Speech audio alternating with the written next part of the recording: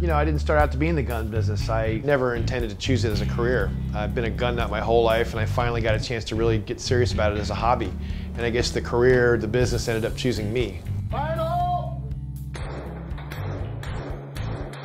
It was mid-1994, and I'd been working my first job. I just graduated at University of South Florida with a BSME, and I was working at a company that manufactures flight simulators, and as cool as that sounds, I got bored. Years before, I had taken a machine shop class in college, and I wanted to apply what I'd learned there to actually building guns. I had a welder that I bought from a coworker, and an old manual lathe and a mill, and I set him up in my garage and started making some of the ugliest, nastiest little guns you'd ever seen with this cheap welder and the cheap equipment. That's the screw. It's ground down to be just a firing pin on the other end. It's just standard tubing, actually. Comes the right size for it. 12 gauge.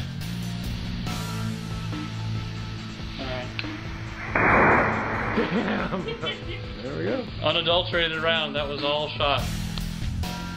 I ended up moving up to better equipment within a year or so, and in 1996 I decided to start getting serious, and I incorporated Serbu Firearms Inc. on June 21st, 1996. I applied for my Class II manufacturing license, and like a lot of small Class II shops, I started off building machine guns up from part sets. It was a great learning experience. One of the best things you can do for your design skills is actually seeing what's been done before. I mean, it's pretty hard to design a gun in a vacuum. If you've never seen a gun before, you can come up with some pretty crazy stuff. And of course, playing with these machine guns was great fun. In my mind, nothing builds design skills like actually knowing how to make the stuff you design.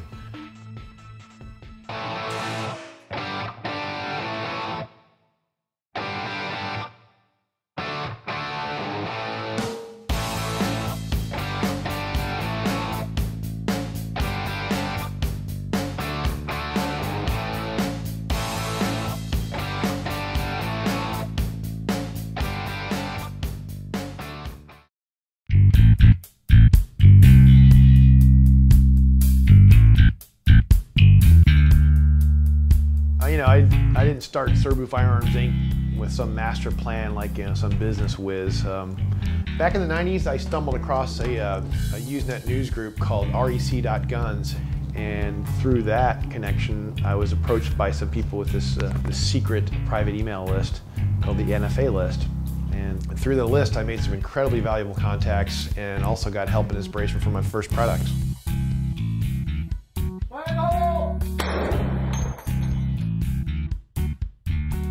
A lot of Class II manufacturers are just starting out. I made silencers, more technically or appropriately known as suppressors. My first official product on the market was the Cyrus suppressed Mark II Ruger pistol.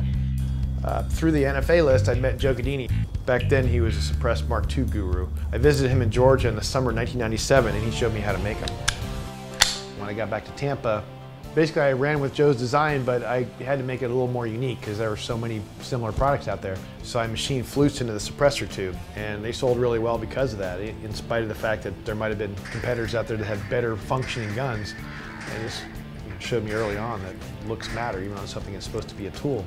Those flutes didn't do a damn thing for function, but they sure helped sales. I made just over 100 of the Cyrus pistols in my garage and stopped making them in early 2000.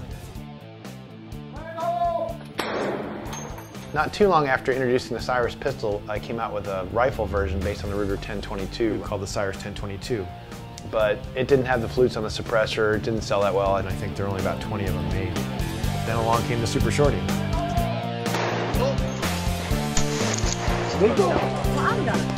Oh.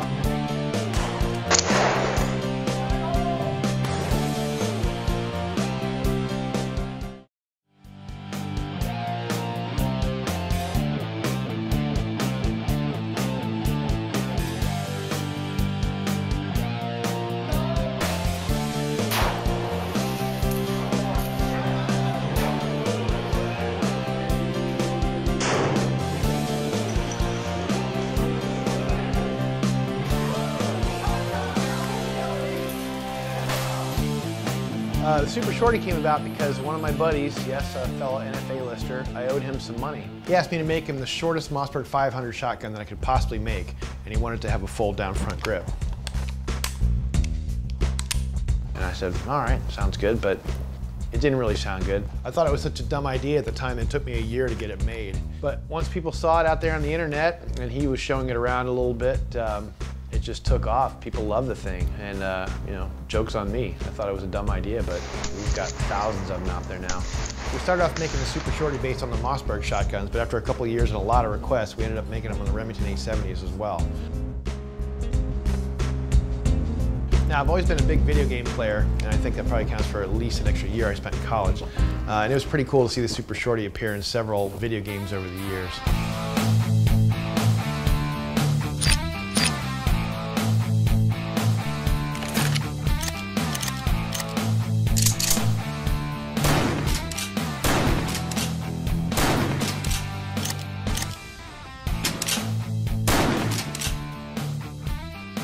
Somewhere along the way, we sold some of the guns to a couple of the Hollywood prop houses.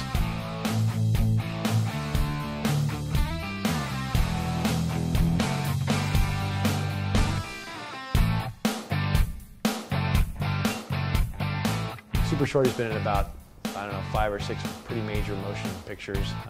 Sold some to the US Army and a handful to the King of Jordan, and I'm especially proud of that. The Super Shorty, sawed-off shotgun of kings.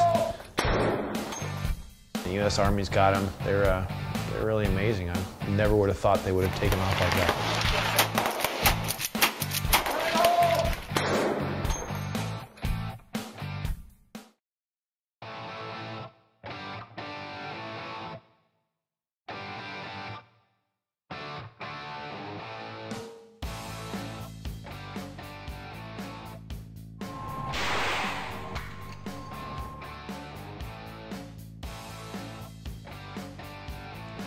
Like a lot of gun guys, I'd always wanted the biggest and baddest gun, and of course that's 50 BMG. I think of 50 BMG as this. If it were compared to a vehicle, it would be a cross between an Indy car and a freight train. Fast and accurate, tons of energy. Awesome. There weren't that many choices out there in the mid-90s. There was the Motti Griffin and its knockoff called the LAR Grizzly. I didn't like the looks of them. I didn't like the shell holder type action. They were very heavy. Back then they were around $4,000, way overpriced. And so I decided, hey, why don't I just design my own?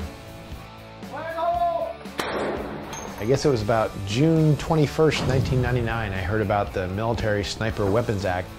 It sought to ban the 50 BMG rifle in the US for civilian sales, and it basically changed everything. So all of a sudden now there was a panic for 50 caliber rifles. And so I went from my plans of building this big elaborate semi-automatic to let's get something out as fast as possible. I sat down that night and worked for almost 35 hours straight and came up with a design for the single-shot BFG-50.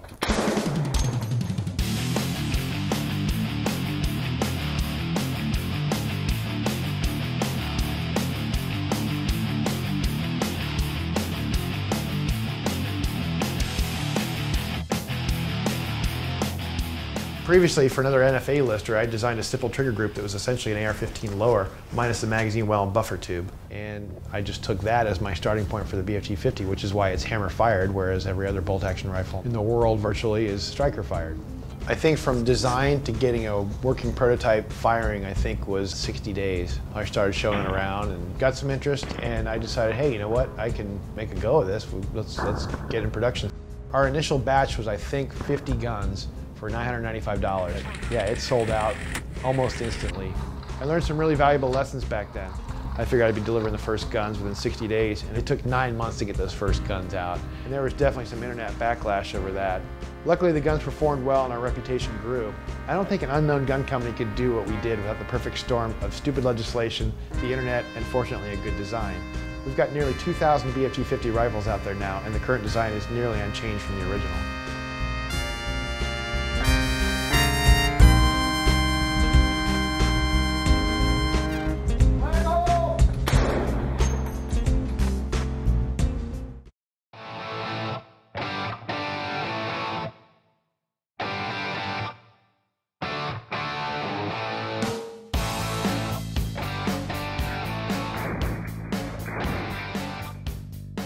So BFG-50's rolling along, and after a few years I wanted to get back to my original design, which was the semi-automatic 50 caliber. And between when I first started playing with it back in the mid-90s to 2003 when I got back to it, I'd gone from using a crappy 2D CAD system to a 3D solid modeler, and man, the difference is amazing, and it's definitely the way of the future. 3D solid models can go directly from the CAM program, and from there directly to the CNC machines to make parts.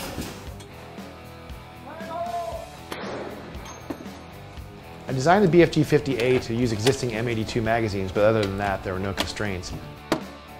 My design goals were simple. The gun had to be accurate, dependable, lightweight, and well, look cool. Of course, I made it gas operated with a fixed barrel. Trying to make a rifle accurate with a moving barrel is nearly impossible. Same with having a very effective muzzle brake. We can have a really great muzzle brake and it won't slow this recoiling barrel down. If you have a brake this good on a recoil operated gun, it won't even function because it'll stop the barrel from coming back. Another great thing about having a fixed barrel is that the gun is unaffected by the addition of a suppressor. The BFG50A's gas system is a direct impingement type and uses a gas tube that's similar to what's used on an M16. Unlike the M16 though, the gas isn't ported to go inside the bolt carrier and push on the back of the bolt. It just goes into a blind hole in the bolt carrier like a Swedish Ljungman or its copy, the Hakim. The French MAS 4956 uses a similar gas system, much cleaner than the M16 type. Now the BFG50A has a fairly standard 3-lug bolt, what's called a sliding plate extractor, dual ejectors, but what's unique about it is that the lug surfaces are cut on a helix, and that means that when the bolt locks into the barrel extension, it's actually screwing itself in. So not only do we get away with using a tighter chamber than would otherwise be used in a semi-automatic gun, you've got a system which is much more tolerant of dirt and out-of-spec ammunition. I should add that every material chosen for this gun was the ideal material for its purpose. No material was chosen because it would save money and make this gun more profitable for us. You know, in the grand scheme of things, using the absolute best steel versus the crappiest steel, it's, you know, pennies per pound. So, you know, we don't care about the extra pennies. We just want to make something good. Again, certainly we could have used some fairly exotic stuff like titanium and carbon fiber for many parts, but then the price goes way up. That being said, we'll most certainly be offering optional parts made from these materials in the future for those people who've just got to have it.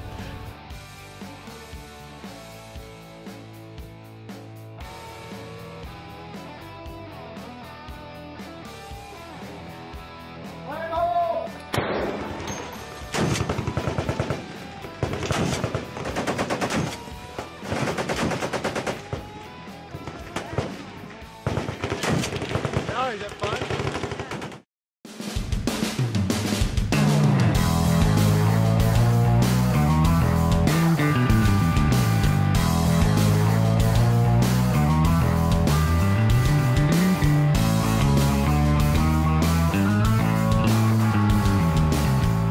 Around 30 years, guys here and there have been trying to come up with another viable 50 BMG semi-automatic rifle. And the best they ever seem to do is copy a gun which came out in the 80s, that gun itself being a copy of a World War II Russian anti-tank rifle. Neither it nor the 5 clones that came after it worked very well, because none of them are on the market today.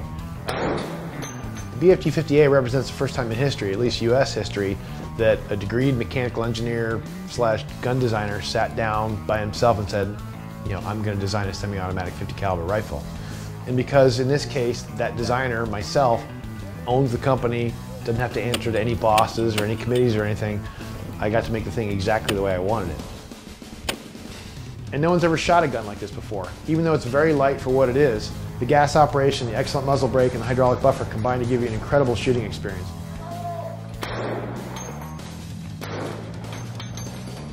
Oh, that's lovely. Feedback from our first customers echo this. They love their BFG50As. And all modesty aside, I think it's going to prove to be the best gun of its kind in the world.